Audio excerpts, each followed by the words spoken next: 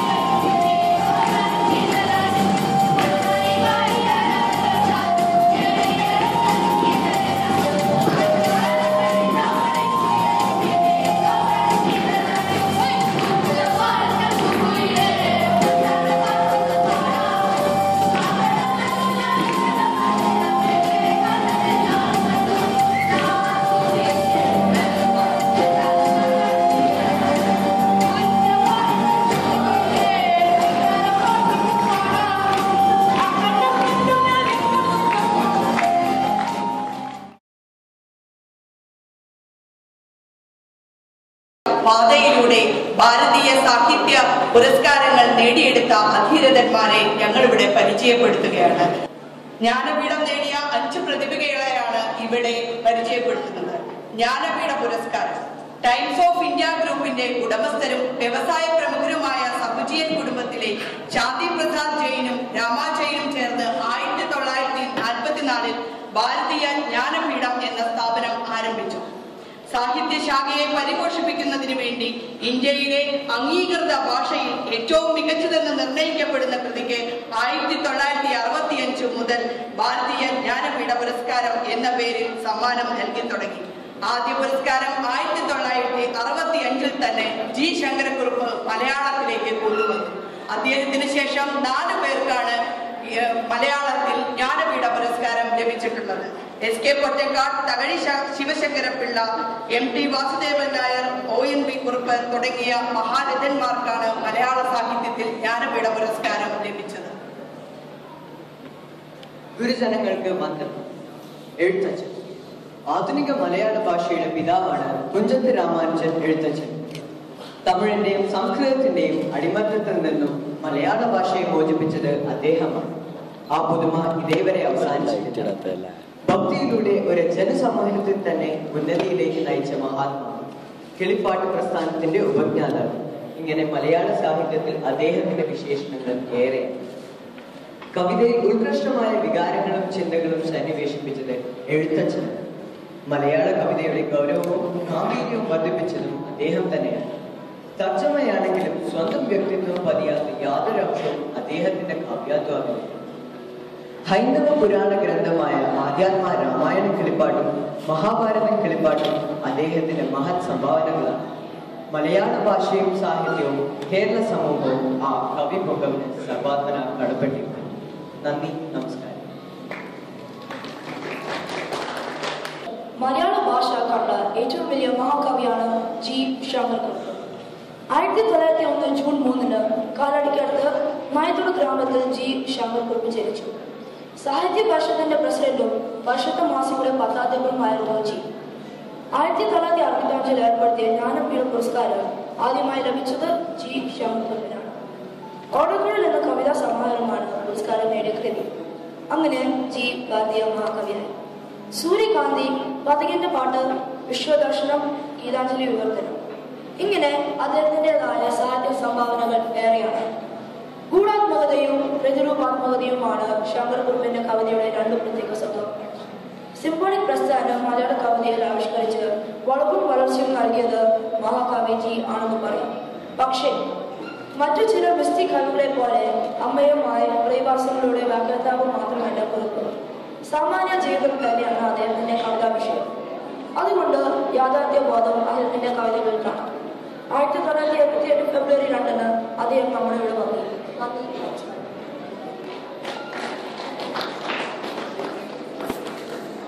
S K Pottekkatt സാഹിത്യകാരന്മാരിൽ സഞ്ചാരികളിൽ സാഹിത്യകാരനുമായ മഹാപ്രതിഭ എസ് കെ പൊറ്റക്കാട് എന്ന ശങ്കരക്കുട്ടി കുഞ്ഞിരാമൻ പൊറ്റക്കാട്. നോവലിസ്റ്റ്, കഥാകൃത്ത്, സാമൂഹ്യ പ്രവർത്തകൻ, പാർലമെന്റ് അംഗം തുടങ്ങിയ നിലകളിൽ പ്രശസ്തനാണ് അദ്ദേഹം. ഇന്ത്യക്കകത്തും പുറത്തും സഞ്ചരിച്ച് സാഹിത്യകാരന്റെ കൗതുകത്തോടെ അത് ആവിഷ്കരിച്ച എസ് കെ ഒരു അത്ഭുതമാണ്. ഓരോ കൃതിയും വായിച്ചു കഴിയുമ്പോൾ ആ പ്രദേശങ്ങളിലൂടെ വായനക്കാരും സഞ്ചരിച്ചിരിക്കും. വാതിര സൂര്യന്റെ നാട്ടിൽ, നൈൽ ഡയറി, ബാല്യദ്വീപ്, ഈ സഞ്ചാര കൃതികൾ നല്ലൊരു അനുഭവം തന്നെ വായനക്കാർക്ക് കാഴ്ചവെക്കുന്നു. 1981 ഒരു ദേശത്തിന്റെ കഥ എന്ന നോവലിന് ജ്ഞാനപീഠ പുരസ്കാരം ലഭിച്ചു. മലയാളത്തിൽ യാത്രാ വിവരണ സാഹിത്യം കഥ പോലെ കലാസുന്ദരമായ ഒരു സാഹിത്യശാഖയായി വളർത്തിയെടുത്തത് എസ് കെ ആണ്.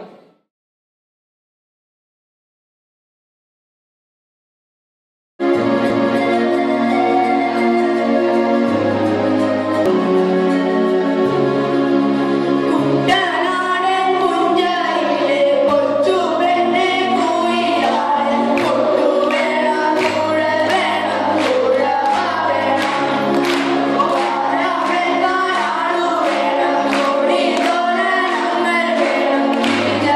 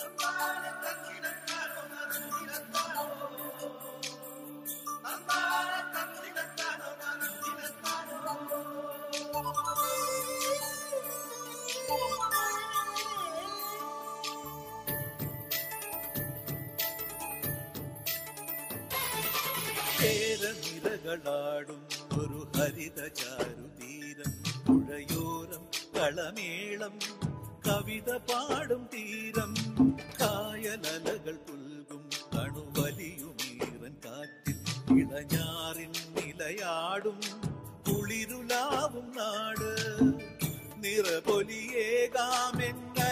നേരിനാ പുതുവിള നേരുന്നോരിനിയ നാടിടാ പാടാ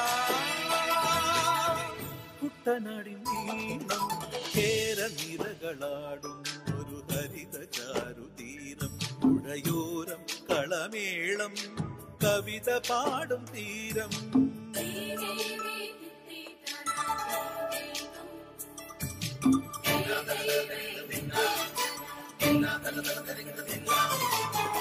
കണ്ണോടു കരിയുടും മണ്ണുതിരും മണമോ പെണ്ണിനു വിയർപ്പാലേ മധുമണമോ ഞാറ്റോല പച്ചവള പൊന്നും ചെളിക്കൊലുസ പെണ്ണിവൾ കളമാറ്റും കളമൊഴിയാ കൊച്ചികൾ പകൽ നീളെ കിനാ കാണും ഒട്ടിടും അനുരാഗക്കരൾ പോലെ മണ്ണിനും ഇവൾ പോലെ മനം തുടിക്കും പാടാ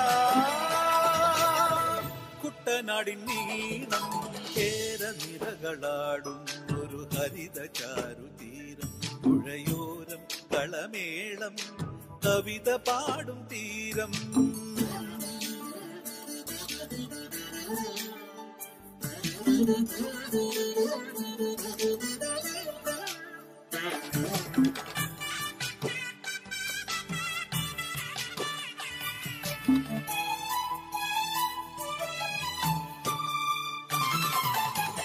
പൊന്നാര്യൻ കതിരിടും സ്വർണമണി നിറമോ കണ്ണിനു കണിയാകും നിറപറയോ പെണ്ണാളു കൊയ്തുവരും കച്ച നിറ പൊലിയാൽ നെല്ലറ നിറയേണം മനസ്സുപോലെ ഉത്സവ തുടിതാള കൊടിയേറ്റം മത്സര കളിവള്ള തിരയോട്ടം